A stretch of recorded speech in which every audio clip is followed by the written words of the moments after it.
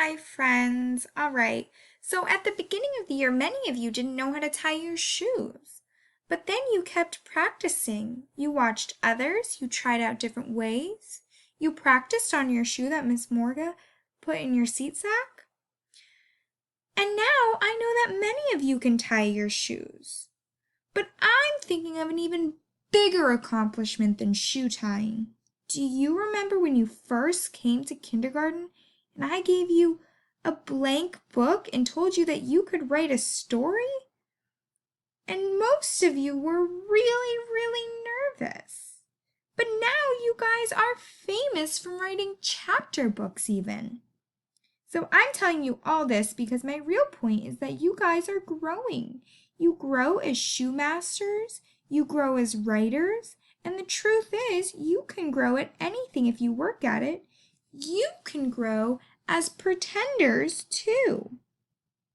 Today I want to teach you that when readers read, they don't just do any old pretending, they do what's called close reading and book-based pretending. This means that avid readers try to act out the story better and better by paying close attention to what the story says so they can act it out the way the author wants it to be acted out. So I'll read you part of Not Norman, and will all of you pretend to be the boy who has Norman the fish for a pet? Remember that he longs to trade pets with someone else to get a better one. So here we go. Not Norman. A goldfish story. When I got Norman, I didn't want to keep him. I wanted a different kind of pet. Not Norman. So try to pretend what Norman's like. Try to act it out. Oops. I wanted a pet who could run and catch, or one who could climb trees and chase strings. A soft, furry pet to sleep on my bed at night. Not Norman. All Norman does is swim around and around and around and around and around and around and around and around. So when you're acting this out, are you sitting slouched with a frown on your face? This is it, Norman, I decide. I'm trading you for a good pet. Norman doesn't even move. Not even a fin twitches. How can I trade him like this? No one will want a sorry-looking fish in a gunky bowl. So right now, friends, I want you to stop and think of your face. Is your face showing, like you're angry that you have a gunky fish bowl? So you want to act it out just like the author intended. When I drop Norman into his nice clean bowl, he starts dipping and flipping, flapping his fins all around. He looks so goofy, I have to laugh. So right there, friends, we can pause and we can even make a little laugh. So we could say, he looks so goofy, I have to laugh. Ha ha ha ha ha. Don't think that just because you made me laugh, I'm going to keep you, I tell him. Tomorrow, you're out of here. Norman blows a stream of bubbles. Brrr.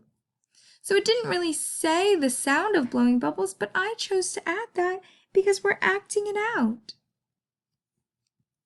The next day, I take Norman to school with me.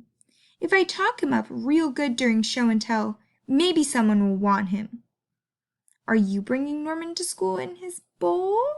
Be careful not to splash the water all over, friends. So act it out. Pretend like that's what you're doing. Be really careful.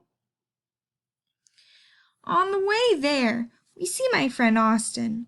Austin has a real cool dog and 7 puppies. Want to swap one of your pups for Norman? I ask.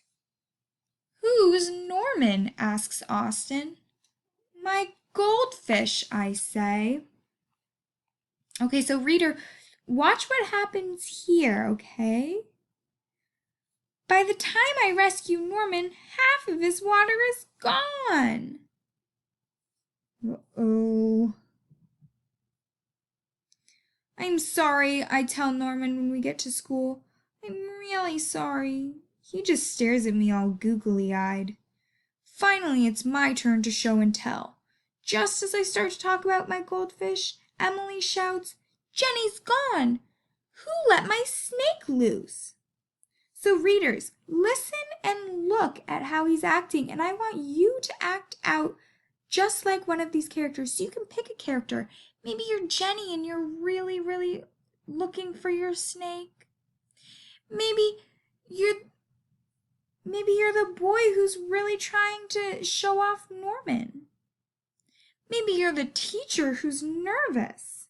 But find someone that you would like to be in this story. Does anyone want to hear the story of how I got Norman? Does anyone even ask to hold his bowl? No, they're all jumping and screaming and chasing the snake. Not Norman, he's looking right at me. Thanks for listening, I tell him. So right now I want everybody to pause, stand up, and act like you're one of the people in the classroom afraid of the snake. So you might run around with your arms up, looking for the snake. Maybe you're under the tables looking for the snake. Right now I want you to stand up and act like them for 5, 4, 3, 2, 1. All right, come on back. So readers, remember our teaching point for today. Avid readers don't just do any old pretending, they read closely. They pay close attention to the way the author wants the story to be read, and then they act it out. So we read the words, and we paused in the middle to think about what the characters might be doing. We looked at the pictures to decide how the characters might be acting, and then we stood up and we acted it out. So here we go, friends. I know you want to get going on your own reading, so as you read today, will you remember that avid readers don't just do any old pretending? They try to act out the story better and better. They do this by paying close attention to what the story says, so they can act it out exactly the way the author wants it to be acted.